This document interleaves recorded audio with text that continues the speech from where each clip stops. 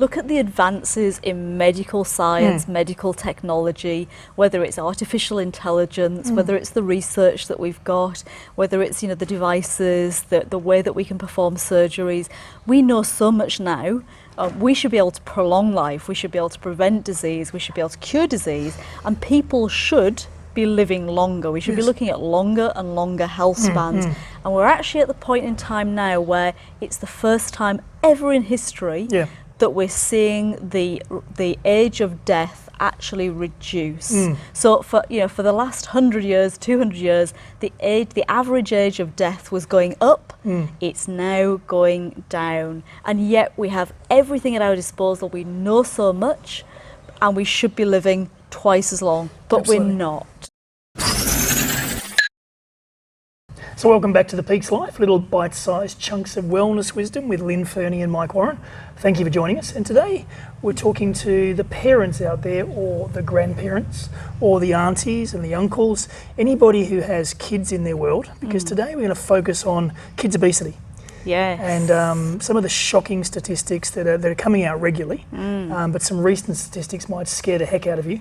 And a lot of those statistics would indicate that the diet and the food that our kids are eating is directly responsible for their obesity, and therefore we're doing everything that we shouldn't be doing to feed the kids the wrong food, and therefore jeopardising our kids' health and wellness. I think this is a really interesting one. I don't know whether to be saddened by it. I don't know whether to be shocked by it. I don't know whether to be frightened by it. But what I do know is, and we'll get into some of those statistics in a minute, but what I do know is that if we keep going as we are, then our kids are going to be dying out before we do. So if you've got kids, have a look at your kids, and just think about it. As a parent, you basically want your kids to have a long and healthy life, right? You want them to live longer than you. Absolutely. God forbid that your kids are taken from you. But what we're looking at right now, when we look at the statistics and the rise in obesity in children, is we are looking at killing a lot of those kids, because that's what we're doing with the diet we're giving them. It's what we're doing with the sodas that we're feeding them. We're essentially killing them, if not now, in 10 years or 20 years. And so, you may find you're in the position where your kids die before you, which is horrifying as a parent. It is scary because, you talk about killing kids, and, as parents, you would jump in front of a gun or a bullet to save your child. You would jump into an ocean to rescue a drowning child. You'd put your life on the line to protect your own child. These days, we would never think to light up a cigarette and give it to our children, because we now know 30 years ago it was okay to smoke, we thought, because of the research and because of what people believed. Now we know that cigarettes are toxic and kill their kids. We now equally know that some of the things we're feeding our kids are toxic and will kill our kids. And as parents, we do everything to protect our kids, and this is just another thing that we can now do, armed with knowledge, to protect our kids and make sure that we live a long, healthy life and they live a longer, healthier life than us, and we never get to bury our kids. Exactly right. Look at it. Look at the advances in medical science, medical technology, whether it's artificial intelligence, whether it's the research that we've got, whether it's, the devices, the way that we can perform surgeries. We know so much now. We should be able to prolong life. We should be able to prevent disease. We should be able to cure disease, and people should be living longer. We should be looking at longer and longer health spans. And we're actually at the point in time now where it's the first time ever in history that we're seeing the age of death actually reduce. So for the last 100 years, 200 years, the average age of death was going up. It's now going down, and yet we have everything at our disposal. We know so much, and we should be living twice as long, but we're not. Absolutely. Some people tuning in to, obviously die-hard keto people, and some people do strict keto, lazy keto, dirty keto, or you could do selfish keto. And selfish keto is probably where you're doing keto for you, and that's great. You're getting yourself in shape and you're role modeling great behaviour, but are you selfishly feeding yourself beautiful keto food, but feeding your kids carbs, processed foods and shit food, and killing them slowly, whilst you're making sure that you're okay. And that's what I'm going to call selfish keto. I love the term, Mike, selfish keto. I think it works really well. We get a lot of people who write to us and they say, it's really difficult for me to do keto because I've got to make 2 or 3 meals. Yes. Because I eat keto, my husband doesn't, and my kids don't. So there's a perception, there's an assumption that keto isn't for kids, and that, you know, people have to do their own little, you know, meals, and their kids continue to eat what they're eating. And there is another myth out there that says that kids need carbohydrates, kids need the foods like the low-fat milk, they need the treats, they need the lollies and the sweets and the chocolates, and we're going to challenge that today. And I think, you know, it is sad that we have to have this conversation, because unfortunately the statistics show us that we're now getting to a crisis point. And you're going to go through some statistics in a minute, but I think those people who are tuning in now and going, yeah, whatever, you know, kids are getting fatter because, you know, they're lazy, they're not exercising, and it's a changed world, and they're living on screens, and there's a whole bunch of reasons we can attribute to obesity, but the statistics show us that the primary driver behind kids' obesity is not their lack of exercise, is not the changing world, is not the landscape, it is the diet. So we're going to look at the diet and we talk about the facts, and if you're a parent, bend over, give yourself a whack on the bum and say, right, I'm now going to do something practical. I've got 5 kids, so I'm there with every one of you, because I understand how difficult it is raising kids who love shit food and being as strict as you can, but also allowing them to be kids and allowing them to hang out with their friends, but also giving them a little bit of the healthy choice. It doesn't mean changing everything, but it means the awareness piece today, and then what small changes can you make to improve your kids' diet to help them live a long and healthy life. So scare us with some stats. So I think the first one is to say that 1 in 5 children, 1 in 5 kids, and this is a global statistic, so 1 in 5 globally between the age of 5 and 19 is overweight. Wow, okay. That's 20%. And what is even more shocking is that has doubled in the last 18 years. So in the year 2000, then we were looking at about 10% or 1 in 10. Now we're looking at 1 in 5. So 20% of kids globally are already overweight before they're 19. And that's on the rise. And it's absolutely on the rise. Yeah, when you look at all we're not doing anything to reverse those stats, are we? That's right. So if you look at all of the graphs, all of the statistics, they're all on the increase, and the increase is getting more and more and more rapid. So if we're at 1 in 5 now, I predict within 5 years we'll be significantly worse than that. So absolutely, if it's almost, you know, if it's doubled in that period of time, you can expect, unless we have some major interventions. And what we do know, which is scary, and I was reading through the report, is that there are no countries in the world that have successfully changed those statistics or started to reverse those statistics. And these are global statistics, so you're saying 1 in 5 kids.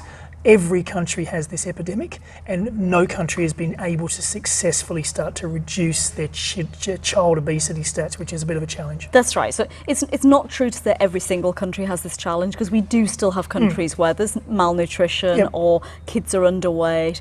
But we've done actually a lot of work on that over the years. There's been so many different charities, so many interventions. You know, we see famines in countries like Ethiopia, you know, in a lot of the African countries. So we've gone into those countries and we've actually been able to nourish those children. Yes. And we've been able to reverse, you know, those statistics. So the underweight kids, we're able to sort that out. There's an intervention there. There's an intervention there that's worked. But every country that has overweight or obese kids, where they've put effort into trying to change that obesity or the overweight, they haven't been able to reverse that statistic, and certainly not sustainably. Which we can presume then the stats will keep going up for a while unless we do something. And more than that, there's some countries where those stats are on the rise faster than others, and we see in Asian countries that overweight and obesity statistic is rising more rapidly than in many of the developed countries. So in some of the developed countries it's kind of plateaued, you know, we've reached a point and it's not rising anymore.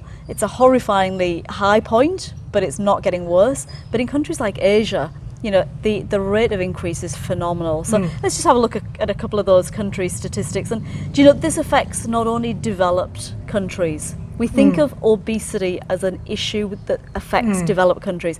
This affects developing countries Which as well. I found fascinating because we do tend to believe junk food, processed food, fast lifestyle, convenience lifestyle is only the developed countries.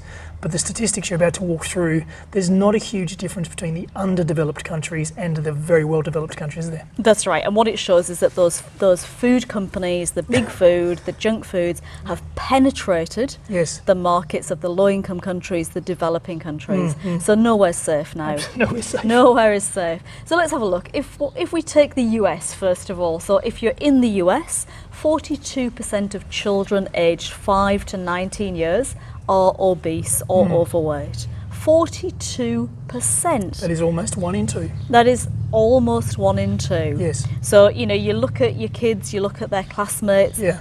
pretty much 1 in 2 of them are already overweight or obese. And the bizarre thing is, we talk about the age. The age is from 5 to 19. So traditionally, and as a parent and people tuning in, you'd probably understand this, you're responsible for your child's diet usually up until 14, 15, 16, and then kids get more independent. But generally, 0 to 5, it's very much 100% your control. 5 to 12 at least is going to be much your control. So there's a huge chunk of that demographic where you, as the primary caregiver, are almost 100% responsible for what goes in their mouth. Exactly. So we right. can't go, it's not my fault, they this, they that. No, you buy the food, you supply the food. They don't have the income or the ability to supply their own food. That's so it. you have that responsibility. So, the US has got the worst statistic, Yes. but, we can look anywhere. So look at Australia. So let's look at the other end of the earth. Down under. Australia down under 34%. So 1 in 3 Yes. is overweight or obese in that same age range. UK and pretty much every European country is around the 30 to 32% mark. And then we've got places like, let me pick an Asian country, China. So in China, we've now got about 20% of our kids who are in that 5 to 19 age range, 20% of those kids are overweight or obese. Now you might say, well, that's not as bad. That's 20% compared to 30 or 40%. So it's only 1 in 5, right? But, and this is a huge but. Yes. That was a 2015 statistic. All right, we don't have an up-to-date statistic yet, so it could be higher. That's the first caveat.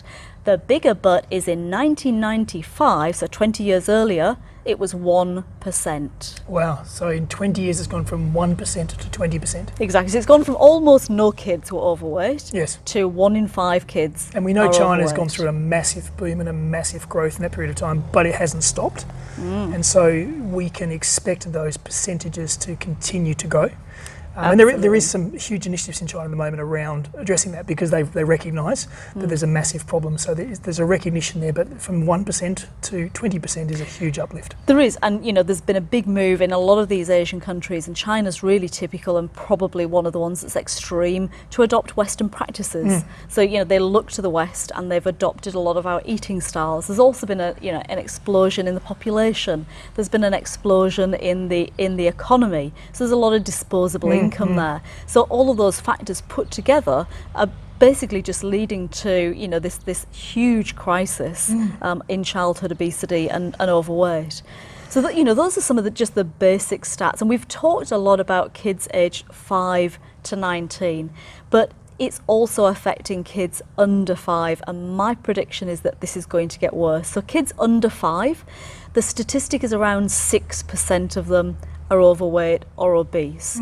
So kids of that age do naturally, they naturally play. Like you said, they're under your control in terms of what they can eat. Typically they're eating a whole foods diet because there's not really a lot of choice. However, there is a huge boom at the moment in producing processed convenience foods for the sort of 6-month to 3-year-old category of kids. The convenience of parenthood. So that's it. So we've now got foods that are loaded with wheat, with artificial ingredients, with industrial seed oils, with sugar, and they, I believe, in the next 5 years are going to take their toll, and we will see a huge increase in overweight and obesity in that under 5 category. And it's sad that these shit snacks that have been sold to parents of younger kids, and I've got younger kids, so I understand this. Not only are they full of shit, but they're also beautifully marketed to trick parents into believing they are healthy and they're doing the right thing for the kids. So it isn't necessarily the parents' fault. Unfortunately, they're not necessarily aware of what is in these snacks, but those big marketing companies, big food companies, have sold the dream that if you want to feed your kids something healthy, here's a packaged good that will replace you creating a meal and feeding your kids good, wholesome food. Here's something we prepared earlier, and of course it's full of preservatives or it's highly processed. And you know, if you're a busy parent and you're subject to all of that marketing, and let's face it, these big food companies have lots of money to market. They've got big marketing budgets, so it's on the TV, it's on the radio, it's on the posters, it's on the billboards, it's in the magazines, you know, it's on Instagram, it's on Twitter, it's on TikTok. It doesn't matter where you look, LinkedIn, you will find, you know, information on these shit foods saying how wonderful they are and you should buy them for your kids. And so parents fall in the trap. So, you know, there's a lot of information there that's basically, if we step back for a second, it's telling us we've got a major problem with our kids. And if we don't do something about it now, those rates of obesity are going to rise dramatically. Yeah, I mean, those people tuning in probably are keto fans or fans of a different way of eating, removing the nasties from their diet.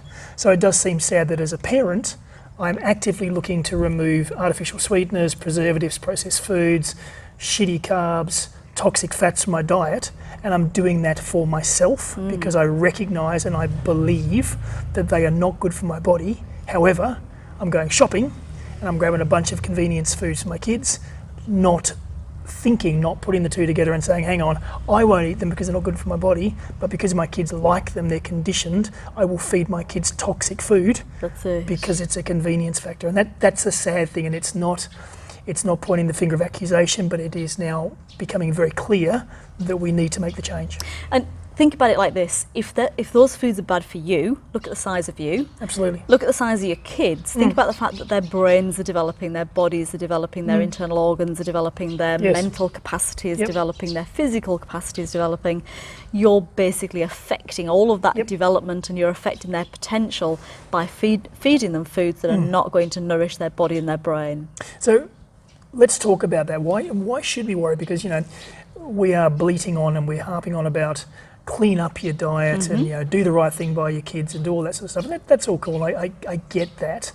But there's a reason. There is some medical and health conditions that we now are very, very clear, and the evidence shows that if children continue to eat highly processed foods, shit toxic fats, carbohydrates, their bodies do not respond well. So run us through the medical and health impacts of these type of diets. So, you know, what I'm going to say now, it's not necessarily about carbs and sugars and seed oils and all those things. They may be the contributors, and we're going to come to those.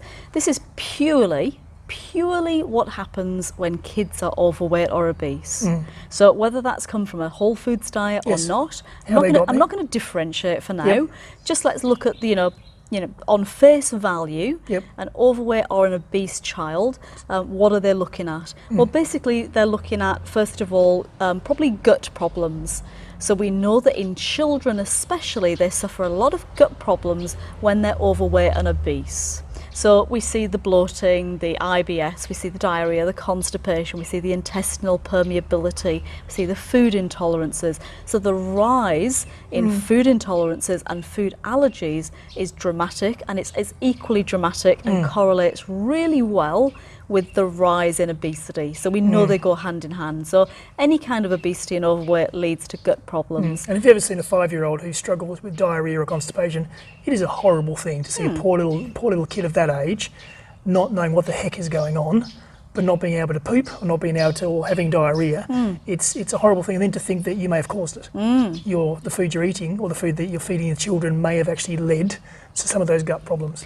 And the likelihood is you've taken your kid to the doctors or the GP, the medical professional, the naturopath, whatever it is, and you're trying to treat the condition without realising that it's the, maybe the obesity or the diet that's caused it. Yes. So first one is the gut problems. The second one is around the musculoskeletal problems. So kids will have problems with developing bones. They may get brittle bone disease. They may have all sorts of issues that are related to the basic frame of the body. This is because their body weight, size, shape It's a whole range of things. Okay. So they're malnourished. They may be overweight, but they're malnourished. So they're not getting the right nutrients to build strong, healthy bones. Of course, they're in the crazy growth phase. They're carrying extra weight, so their bones are not ready for that weight. They're not strong enough at this point. So again, we're seeing a lot of issues with kids, having fractures and breaks when, it's basically to do with the weight that they're carrying. So there's all sorts of contributors. The next thing we know is that they'll have joint problems. So, at the end of the day, again, if you're carrying all of that weight, you're going to have joint issues. And if you're not being nourished well because your diet isn't good for you and you're just piling on lots of fat, then again you're going to find that you're going to have all sorts of issues, potentially even autoimmune conditions and problems with the joints. That's the ankles, the knees, the hips, the shoulders, the wrists. And those are not problems that historically we've seen with kids. They're thought of as, older people's problems, like the arthritis and, like I said, the autoimmune conditions. They are the sort of things you develop in your 50s, 60s, 70s, 80s, not in that 5 to 19 age range. And it's interesting because as those people tuning in are thinking, okay, how will that affect my kid? I would not notice that in a child, but all of us would know of someone who's either been obese or been overweight or possibly experienced ourselves, and the impact on our bodies, on our posture, on our joints, on our bones when we are overweight. You've often got back problems, you've got joint problems, so we can all relate to how extra weight affects how we carry ourselves. Now you add that to a kid between the age of 5 to 19 who's growing. Imagine a growing body with all those same issues. It's a horrible dynamic, and it's causing all sorts of problems. And you mentioned earlier on about people attribute the obesity to kids not exercising, but again it's that vicious cycle. Absolutely. Because once the kids get overweight, they struggle to exercise, so they may start to suffer respiratory problems or cardiovascular problems, and that makes exercising uncomfortable, so they don't want to do it, they don't want to go out and play, and they're susceptible to injuries, of course, and they're going to get injured, so they start to feel worse about it. They become very self-conscious. Children are susceptible to that, to the issues around body image and perhaps peer pressure. So they don't want to go out and play, they don't want to do any of that stuff, and so they're not exercising, and that's just adding to the problem. Absolutely vicious cycle. So you've also got, and I just touched on it there, you've also got all the social and behavioural problems. So what we know is that obesity and overweight kids suffer behavioural issues and emotional issues, and they do suffer because they're either bullied or they're ostracised, and that exacerbates it. So it's interesting, I'm just thinking, I'm correlating between the kids and adults. As an adult, if you're fat, if you're overweight, adults these days are more respectful, and we tend to understand that people can be overweight for a variety of reasons, and we don't tease, we don't pick on, we don't make it obvious. We're very respectful for obese people. We notice, but we are very respectful. Kids aren't. No. Kids are horrible. Kids are brutal. Kids just say it as it is. Kids just say, "You're fat, kid," and they start to pick on a child who's overweight, and they start to call them all sorts of terrible names. And you can see how very easily a kid who's growing, and through no fault of their own, is possibly getting bigger than they should be, and they start to get subjected to that peer pressure, that social bullying, and it's that vicious cycle again. It is. And then just finishing off on all the health issues, because there are lots of them, and again we could spend hours, but kids who are overweight are very likely to get type 2 diabetes. So we're seeing type 2 diabetes becoming a condition that occurs at a younger and younger age. And they're also subject to all of those metabolic conditions as well. So there are a vast range of issues that kids are going to have if they're overweight. And even if they haven't got them right now, within the next couple of years you'll see them developing. Okay, so we've seen the stats. So the stats tell us that 1/5 of the kids, but maybe up to 1 or 2 kids around the world, are overweight and obese. 5 to 19 is obviously a high risk area, but under 5 is still starting and growing, and that's quite scary. The big food companies are a big contributor to that. The medical side, the impact of obesity is quite frightening.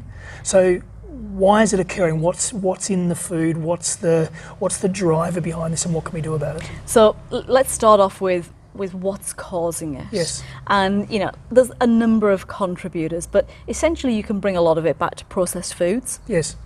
So where do we start? Processed foods, they contain industrial seed oils. So we're talking about the cottonseed, the safflower, the canola, the rapeseed, the flaxseed, all of those oils that you get in the supermarket in bulk that you might put in your deep fat fryer. So if your kids like chips or fries, whether you make them at home, whether they get them in the school canteen, whether they get them at McDonald's or their favourite junk food joint, then they are full of those industrial seed oils. They're cheap to produce and they're in plentiful supply. Unfortunately, what we've seen in the last 100 years since we've had industrial seed oils is a massive increase in obesity, cancer and cardiovascular disease. So that's got to be a contributor. Yes. You look at what kids are eating, lots of processed foods, lots of junk foods, and even when you're cooking at home, you've been told for years to use these industrial seed oils instead of the traditional fats. So I think that's one of the big contributors. Absolutely, the shit fats. The shit fats. I think then, the next one, which, you've mentioned a few times, is the fact that our children are brought up on carb-rich diets. They are. So think about it, again, 50 years ago, a traditional or a typical breakfast might have been bacon and eggs. Whereas now, a typical breakfast is a highly sweetened, highly processed cereal covered in low-fat milk. Yes. So it's carbs, more carbs, sugar, and a tiny bit of dairy, protein from the dairy. Washed down with a bit of bread. And then they might have some Waffles. toast. They've probably got some fruit juice. Yes. So they're getting lots and Sugar lots carbs, of sugar carbs. and carbs, and that's the start of their day. And that's the healthy breakfast. That's what's being sold as the healthy breakfast. Give your kids some nice wholesome, grain bread. Give your kids some good cereals, some low-fat milk. That's what parents have believed is a good, healthy, carb-rich breakfast to give the kids the energy they need for the day. And then think about it, lunches. If you pack your kids' lunchbox, Yes. what do you put in it? Probably sandwiches, because kids like sandwiches. Whether it's Vegemite, whether it's Nutella, whether it's peanut butter and jelly. It doesn't really matter what it is. There might be some filling, but we're using a lot of processed foods in the bread, so the white breads. So the kids are taking sandwiches for lunch and maybe some fruit. So that's more sugars, carbs and sugars. And then evening meal, what do kids enjoy? Well, chicken nuggets, they like sausages, they might have a hamburger in a bun. So there's likely to be some bread or some pasta or a pizza, in that evening meal, or something like a McDonald's, a junk food. So the kids are getting big doses of carbohydrates during the day, and then their treats, treats are cakes and sweets and lollies and Sodas. chips and crisps. And on top of that, they're drinking sodas. Absolutely. So huge amounts of carbohydrates, huge amounts of junk foods, and 70% of the diet is typically processed foods. And that just goes in the face of everything that, if you're tuning in and you are keto, everything that you've done to become ketogenic, to clean up your diet, is to remove everything. It is. To remove all those things, and we're standing there looking at the diet of the kids, is almost everything that you've removed from your diet to go successfully onto keto and reap the rewards of a good, wholesome diet. But the kids are still left with all those carbohydrates. That's right. So let's have a look at a couple of statistics, because again, this is all backed up by evidence. So what we know is that 62%, that's 2 out of every 3, 62% of kids in that 5 to 19 age category drink sweetened carbonated beverages every day. So 2 out of 3 kids in high income countries. So we're talking there the US, we're talking Australia, we're talking a lot of the Middle Eastern countries, we're talking about Europe, Scandinavia, all of our developed high income countries are basically the kids, 2 out of 3 are having sodas every single day. Wow. And the thing that shocks me even more than that is that even if you go to a lower income country, so the low income countries, we're still looking at 44% of kids having a soda every day. Which is fascinating, because that's what you said earlier, that we have this belief that low income countries don't suffer from that same access to those high carb, high sugars, but they do. They do. So it's a slightly less percentage, but it's still quite prevalent. Still there, and I think again I'll add to that junk foods. Again, what we know is in the middle to high income countries, we've got 56% of kids are eating junk foods regularly. Right. And if you go to the low income countries, that number only drops to 48%. So basically 1 in every 2 kids globally Is eating junk food. is eating junk food. And washing it down with soda. And pretty much 2 in every 3 is having the sodas. Fantastic. That's a lot of junk food, a lot of soda. And I find it shocking, those statistics around the low income or the developing countries. Yeah. But what I do know is that 10 years ago, some of the big food countries got their entry point very cleverly, because what they did is they looked at the malnourished kids and they went in there with products specially designed for them. So a really good example was in India. They produced crisps that contained iron, and they marketed these. So kids in India were suffering from low iron, and that's because they weren't getting good quality foods. They were malnourished and they were low in iron. So instead of just doing a straightforward supplement, what they did, or giving them good food, big food companies, and I won't mention the ones that are involved, but the big food companies saw their opportunity. They produced crisps and chips that contained iron. They marketed them as a really healthy supplement because you get the iron that you were deficient in. Of course. And they sold them incredibly cheap, like 10 cents a packet.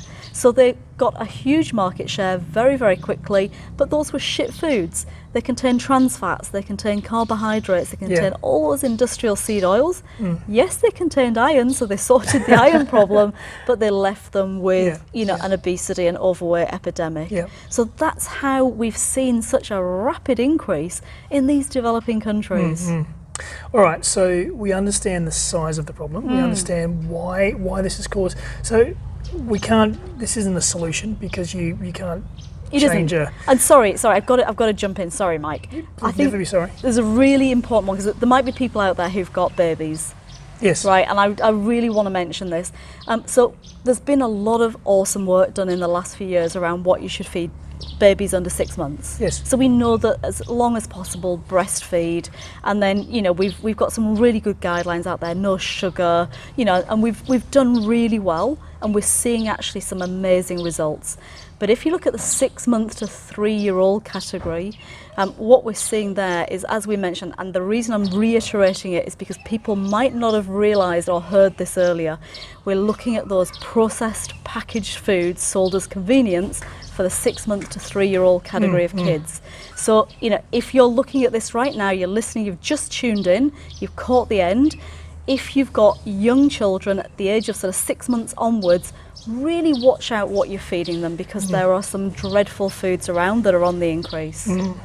So it doesn't really matter what age category. The big food companies from 6 months to 20 are trying to get into our diets and sell us junk food dressed up as healthy food. 6 months to the grave. To the grave. All right, so what do we do? Because this isn't a solution, and I think probably the first step is the awareness piece. And I can speak as a parent. As a parent, we pride ourselves on doing everything possible to raise our kids healthy and happy. And that's the clothing and the shelter. And often we give more to our kids than we have for ourselves, and we go without so our kids can have. And that happens around the world. People give everything to their kids because they want their kids to have the best. So the awareness, first of all, is, if, as most parents do, they're trying to do the right thing by their kids, it's the first step is having a look at the kids' diet, because we're talking about keto, which, if you're tuning in, you're probably in that space where you're at least attracted to, and if not doing keto, and you've identified keto as one of those ways of eating that is a clean, wholesome way of eating. It's now about stepping back and having a look at not just your diet, but your kids' diet, or your grandkids, or your nephews, your nieces' diet. Is that diet the best diet for that little kid? Are we doing everything possible to grow them into happy, healthy human beings? Or should we be starting to make some changes? 100%. And there are some really simple things that you can do here. So the first one is, the sodas, the beverages. Just stop giving kids sweetened beverages. Stop giving them concentrated fruit juices. They're not healthy for kids. So take those out of the diet. Yes. That's a really easy one to do. The next one is if you're like me and you're an auntie. I'm an auntie to lots of kids. You are. And what do you do as the favourite auntie or the favourite uncle or the grandparent? You take sweets, you take chocolates along, don't you? Because kids love that. They do. You know, and they become, you become the favourite auntie very easily when you take the sweets along. Stop doing that. Stop taking those sort of foods along to parties, to social gatherings, to family, family birthdays. So there's a few real easy ones. Cut down on the amount of sweets and lollies that your kids get, the amount of chocolate that they get. And then really ask the question, could your kids benefit from a keto way of eating? Yes. And could you introduce it? And I am a fan here of all or nothing. I don't think there's a halfway house. I don't think there's I'll just give them some healthy food. Because what we know is that if you combine high fat with carbohydrates, you have the worst possible combination, which is why junk food is so bad. So it's not a case of, well, I'll just do a few replacements. If you really want to sort your kids' health out, you need to go all the way. You need to put them on the high fat, traditional whole foods diet, moderate protein, and eliminate those carbohydrates. If they're overweight or obese, then you really need to get the carbs right down. If not, you can probably have a bit more of a balance. But I'm a firm believer that keto can work for kids. It's been used for kids for 100 years. It was used to treat epileptic children back in the 1920s. Yes. It's very safe. As long as you manage it well and you make sure that they're getting all of the different food categories, then you can make sure that their nutrients are really well balanced and probably way better balanced than, if they were eating junk food. So I truly believe that we should be feeding our kids a ketogenic or a carnivore style of diet to give them the best possible nutrition and to keep them as healthy as we possibly can. And I think, adding to that, and I've seen this with my kids, especially the older kids, I think the role modelling. So if you're tuning in and you are keto and you are living a great life and you're happy and healthy and maybe your body's changed for the better, that sort of role modelling, kids, you may not think they're looking, but I know my kids watch and they see what daddy eats and they see that daddy's in good shape and they start to take it in and they start to talk about keto, they start to get an interest. And as they see that you're happy and healthy and getting in shape and feeling and looking good, they start to take an interest. And especially when the kids, as they get into the teenage years, they have an interest in their own appearance and they have their interest in their own health as well. And that can be a really nice way to start that conversation around, is what you're eating the right thing for you? And, I think the important thing as well is the education. So get the kids involved in the kitchen, get them involved in making some fun, yummy keto food. And pretty quickly they'll see that this is actually really, really tasty stuff. And, it's not that you're forcing the veggies on them, because that used to be the thing, didn't it? A lot of kids won't eat vegetables. Brussels sprouts. You must eat your cauliflower, you must eat your cabbage, you must eat your Brussels sprouts, and kids hate that. Keto food is yummy. It can be really delicious. You can make it fun. So bring them into the kitchen, teach them that food's fun, it's healthy, it's tasty. Educate them, because there you're setting them up for life. And do understand that a lot of education systems around the world are behind. And unfortunately, and I've experienced this recently, the kids go to school and they learn something at school that is in direct conflict with the keto way of thinking. They learn that carbohydrates are good, they learn that fruit juice is good, they learn some things, they might have to come back and these conversations around what is good, what is the right foods, what are the wrong foods, are really good conversation to have with the kids without challenging their education, but also making sure they see that education does change and the information is important for them to understand to get a good balanced picture. Absolutely. So some great tips, and if we've done nothing more than have the conversation today and inspired anybody tuning in to have a little second look at your kids, your grandkids, your nieces and nephews' diet and see what little thing you can do, little bite-sized chunk of wellness wisdom. So join us again on the Peaks Life next time. Thanks for your time.